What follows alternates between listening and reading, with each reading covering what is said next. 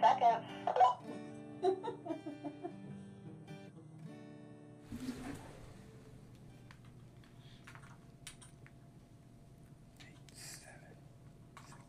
Good morning, everybody. You can keep it going.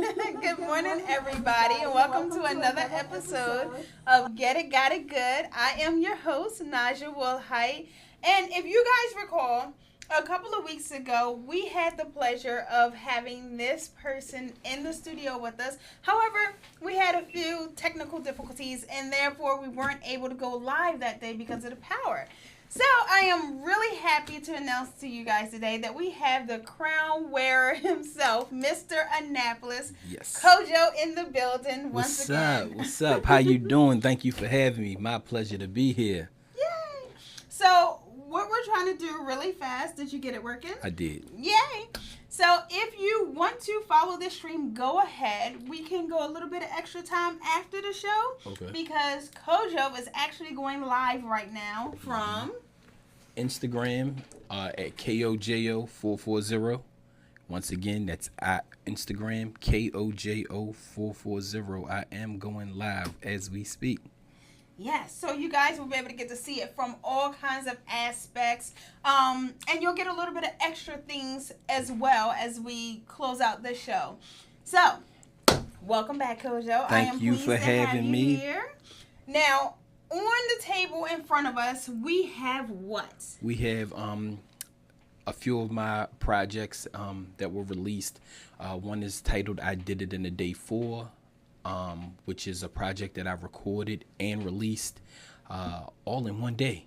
And yes, 24-hour studio session took place, and we recorded the entire project. And then I had engineers, producers, videographers, other artists in the studio with me from 4:40 a.m. Sunday morning to 4:40 a.m. Monday morning. And we recorded all through the day and night, 24 hours. And in the midst of doing that, I also left the studio, traveled to Baltimore City, did a show, came back to the studio, continued to record, left the studio again and went to DC and did another show, came back to the studio again and finished recording. And the entire time while I was away from the studio, I also had other artists in there laying verses and features, singers, producers making beats right there on the spot. And we created the entire project in 24 hours. So I did it in a day. And it's the 4th installment. And you can go to YouTube and actually see the entire process being done. One of the very first times I did it back in 2007. If you type in Kojo, I Did It in a Day, it's a whole documentary on there. That's a lot of work. Yes. That is a lot of work. Now, why in the world would somebody do that? So what happened was, at the time I was recording a lot of music, and back in like 2005. And by that time I had a bunch of mixtapes out in the city where I'm from, in Annapolis, and it started feeling like so easy to create different music. So what I started telling my friends was like, man, I got this thing locked down. I can do this entire thing in a day. They're like, come on, man. Yeah, right. I'm like, no, I can really do an entire mixtape in a day. So it started off with me just being in one of my friends' bedroom. We took a bunch of industry instrumentals, meaning songs that were already popular, and just recorded all day long, just little verses. And that's how it started. So when I first put out I Did It in a Day, everybody was like, you ain't really do that in a day. And I'm like, I'm telling you I did. So it's just like, come on, a whole CD in a day, which had 22 songs on it. So they were like, I don't believe you. So 2 years passed, and I'm just like, okay, since nobody believed that I did it, I'm going to go back and do it again. But this time I'm going to have it videotaped, which, like I say, you can see on YouTube.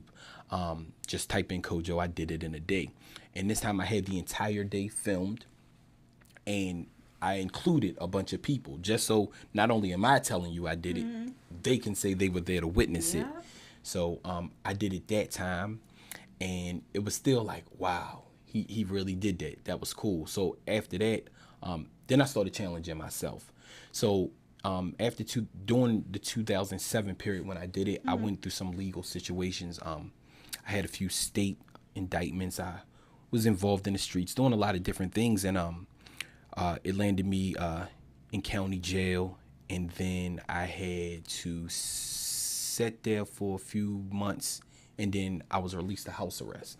So while on house arrest, I came up with this idea, like, man, I should do I Did It in a Day 3. Yeah, you got nothing but time now, right? So yeah, so they had gave me a date telling me that would be the day I was released from house arrest, which was January 9th. And I said, okay, well, when I get off a house arrest on January 9th, I'm going to do another Did It in a Day that day, but this time I'm going to do it even bigger. So I set up the studio session all day. The morning I got off house arrest, I had a camera travel with me to the jail to get the ankle bracelet cut off my ankle, went straight to the studio, recorded a 12-song project, and then threw a party that night in a concert, which you also can see on YouTube if you type in Kojo, I Did It in a Day 3. So all of this stuff happened between the span of 2005 and 2009.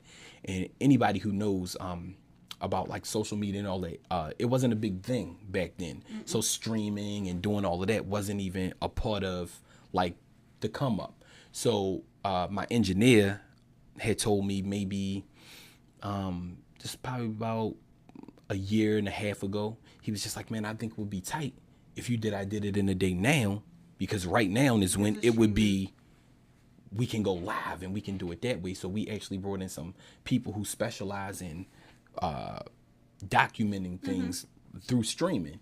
And they came in and we recorded this one. And this time I've been traveled. I've done all of these things with people from everywhere, from Detroit to Pittsburgh to Puerto Rico to Texas, Memphis. Yeah.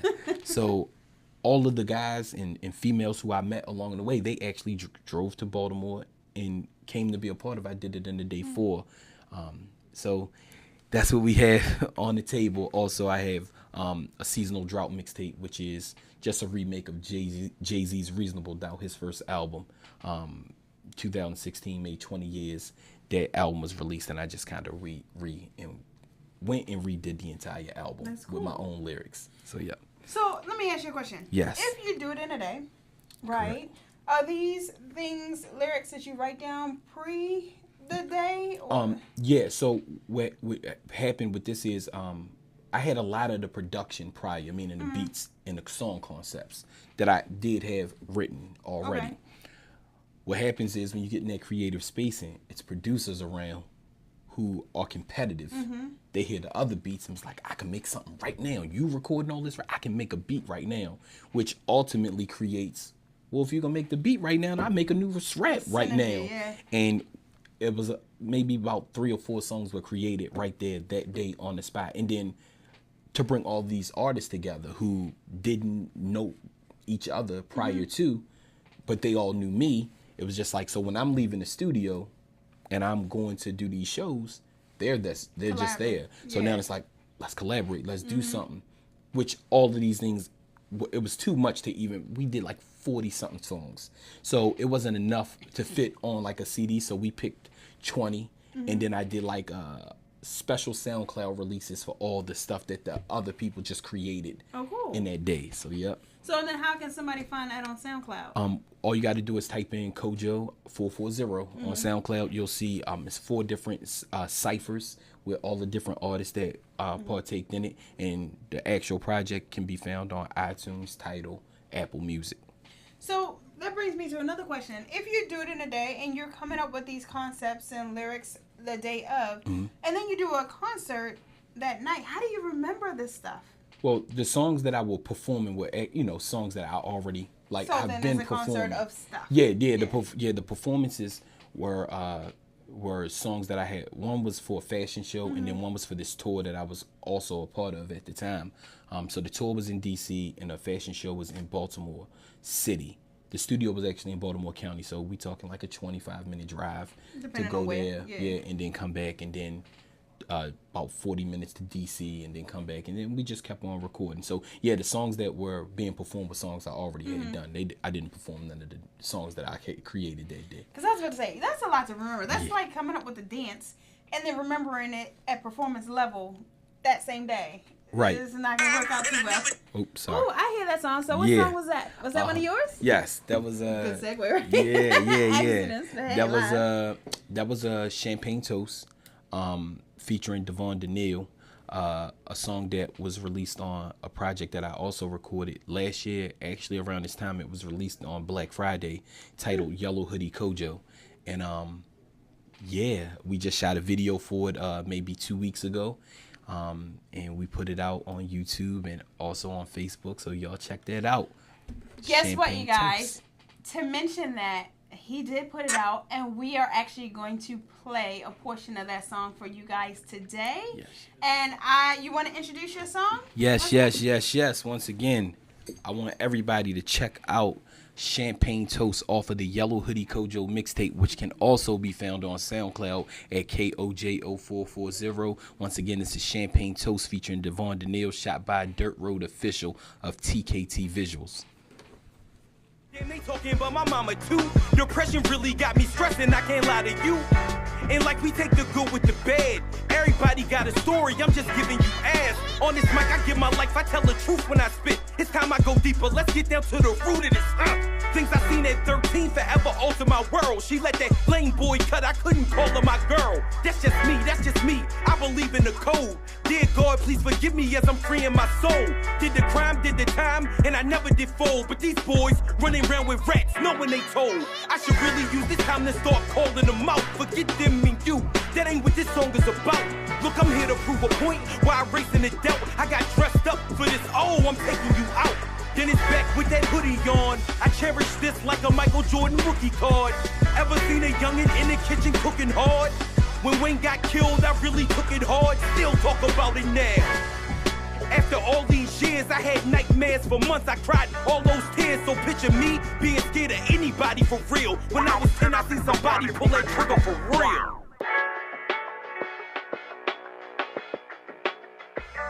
I said, picture me being scared of anybody for real. When I was 10, I seen somebody pull that trigger for real. Champagne toast, one time for my folks, so beautiful. The flyest, the finest things that life could bring. Champagne toast, one time for my folks, so beautiful. The flyest, the finest things that life could bring. If you ain't never seen one on Terry Willie's bike, I swear to God you really missing one hell of a sight. I'ma take this time, make sure I'm saying this right. I got one misdemeanor, caught that felony twice.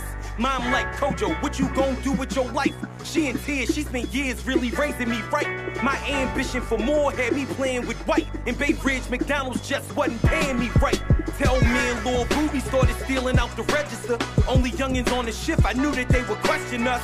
A lot of these fronters always had it made. They always had fly clothes, they always had J's. They went to Rich and Seth, I had to...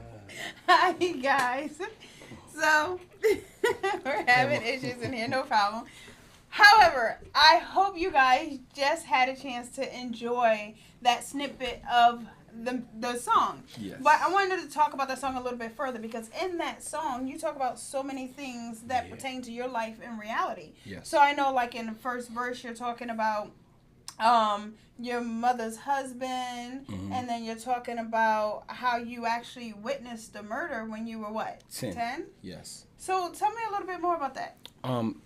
So growing up in the neighborhood I grew up in, which was Robinwood, it was, the normal story of a lot of single mothers. And I was a kid who enjoyed, outside playing basketball, just like every other kid. Unfortunately, when I was 10 years old, I witnessed my first murder. And the guy who was killed was actually like one of my brother's best friends. So it wasn't like a stranger or some random person. It was like somebody who I knew, who I argued with at time, like, my brother better than your brother in basketball. We had a relationship. And if I'm 10, he's 16 at the time. So this is a kid. And to actually observe and watch, like, his white T-shirt turn red and then burgundy, and then watch him cough up blood and take his last breath at 10 years old. And I remember vividly sitting on the milk crate and just, like, wow. And the ambulance took forever. Like, I never understood, like, how come nobody's coming to help? I didn't understand the severity of the situation at the time. I looked at it and just like, man, this is crazy. 16 months later, my cousin at 18 was killed by a police officer in the same neighborhood. Me and my friends, one of my friends, we developed this thing and started telling ourselves at 11, 12 years old that, oh, we're gonna die at 18. Like, it was just a thing. Like, we wouldn't live to see 18. We just believed it. And that happens a lot now. Yeah, and that was just our thought. So it wasn't a lot of dreams, aspirations, and things of going further. We're out of here. Like, the dreams really became nightmares at the time. And then on top of that, dealing with the fact that when my mom did get into a relationship, the guy she got in a relationship with was a drug addict. And man, my mom loved this guy. And even though, I was against it, my sister was against it, like, nah, we don't like this dude. Like, because we were outside being teased. Kids do the dozens and all that, and that was everybody's go-to. That's why your mother husband smoked crack.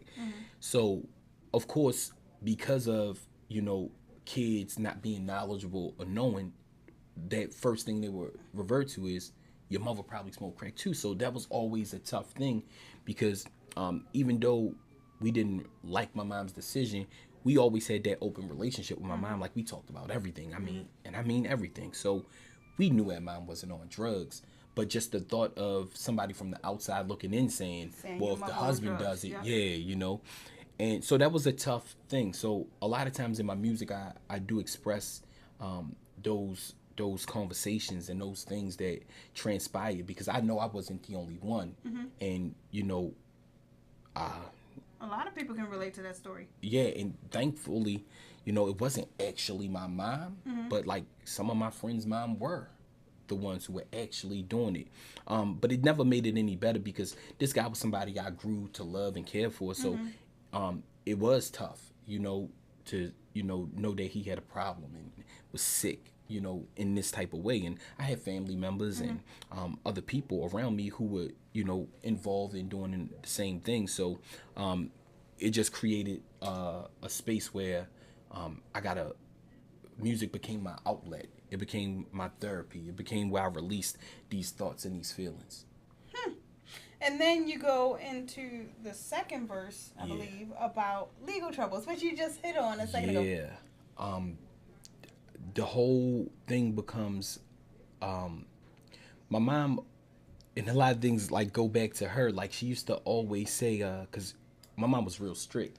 So a lot of people like, yo, you treat those kids like they in boot camp. And her whole thing was like, well, they'd rather be in mine than anybody else's. Truly. So I was like one of those kids who, like, we didn't have a lot of money and didn't have a lot of resources, but we had a lot of love. For me, the lot of love thing was wonderful in the house.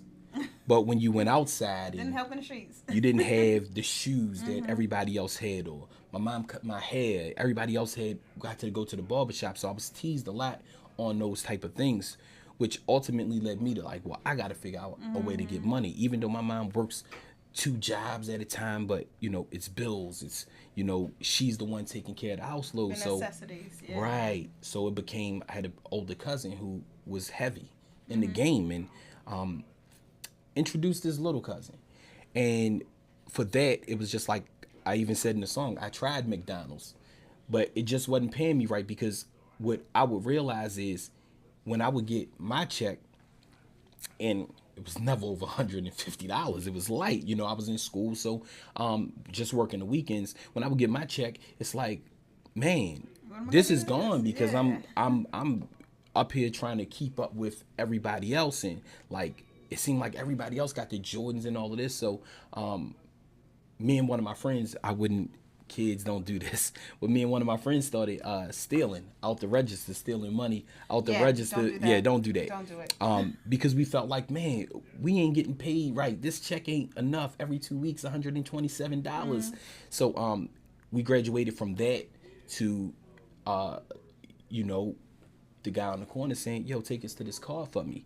And then the money started coming quicker. I started being able to get the Jordans Then you and get used to it. all of that. But, you know, and as you get older, you graduate, which I did. I graduated.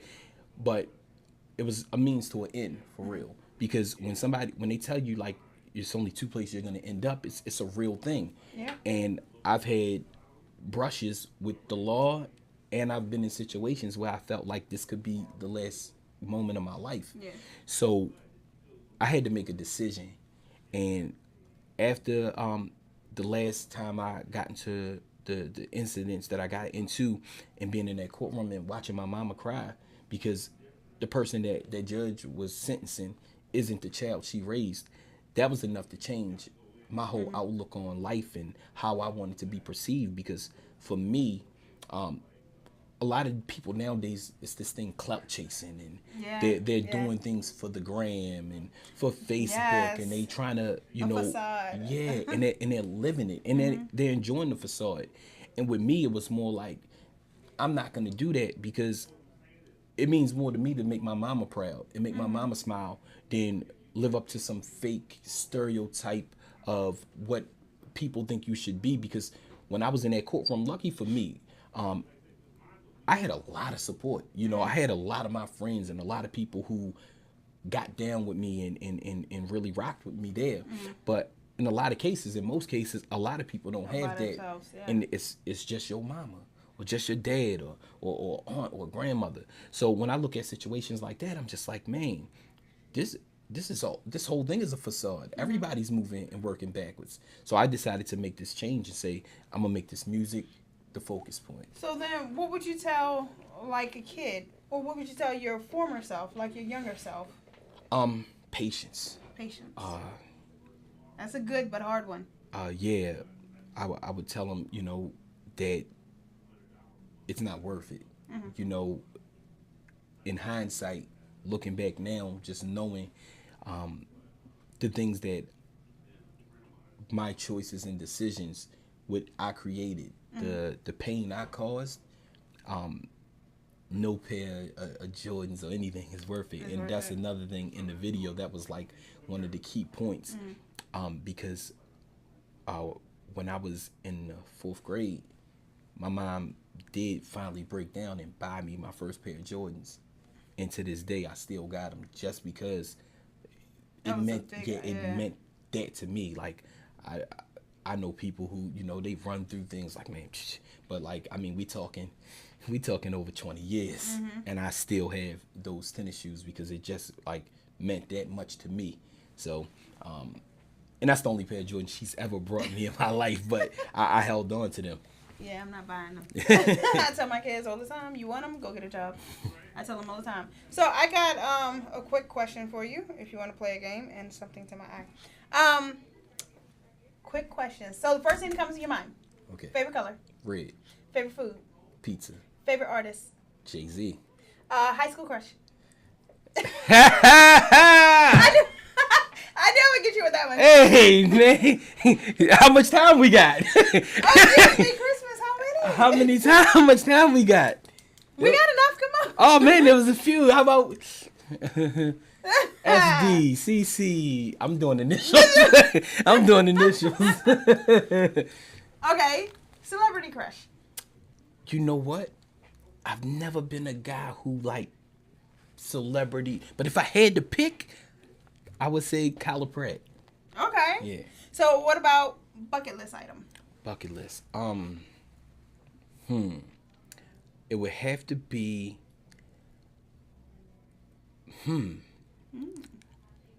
I would like to build up the nerve.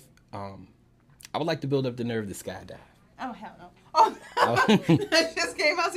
Ain't no. Now I'll go indoor skydiving. Okay. Yeah, you know, you get in the tube and yeah. I'm not jumping out no plane. No, you ain't gonna do it? No. I like to build up the nerve. I'll put I that don't on ever my want bucket to. list. Not skydiving, not bungee jumping. I'm not doing that. None of it. Not at all. So, favorite place you've been? Oh man, Africa. Really? Yes. I'm gonna go. Yep. Ghana. I actually performed there when I was 16. Oh, that's awesome. Yeah. Now, how did that come about? At the time, me and my dad never had a close relationship when I was growing up. And but he was really heavy into politics and creating these just different moves throughout the state of Maryland, actually. And what happened was I had made a few songs where I'm expressing my dislike and discomfort for, you know, his lack of being there. And of course, you know, my mom like, well, you gotta let him hear it. And in the midst of letting him hear it, it was just like, does Kojo understand? And at the time I didn't, because all I knew was Mike father came to his basketball games. I don't see you. You know, you can't explain it. There's no explanation to me. So what ended up happening on my 16th birthday, he took me and my brothers, like, we going to Africa at the time, one of those high school crushes I had. I don't want to go, you know, I didn't want to leave her for nothing. So can't do that, man. Leave them girls alone, people. Yeah, You're in trouble. I didn't want to leave. But it was just like, Africa, this is a chance of a lifetime to go. So I'm just like, you know, and then I really didn't have too much to say, so I'm still a minor. So my mom like, you're gonna go.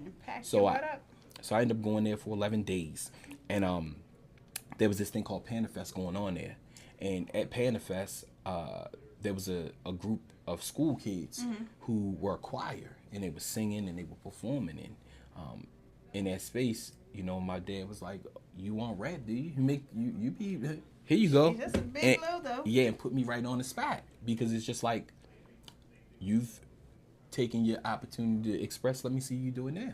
Here we go. You didn't freeze? No, I didn't. Actually got it on camera. We got the footage. So that was one of the dope things. But after that trip, we still had a bunch of unresolved. And once again, I'm 16, so the world I don't understand and know completely.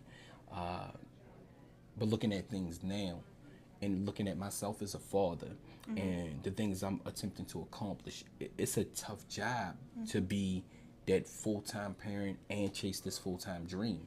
Indeed it is. And some of the things that he was aiming to accomplish and do, helped make Martin Luther King birthday a statewide holiday before it was even one.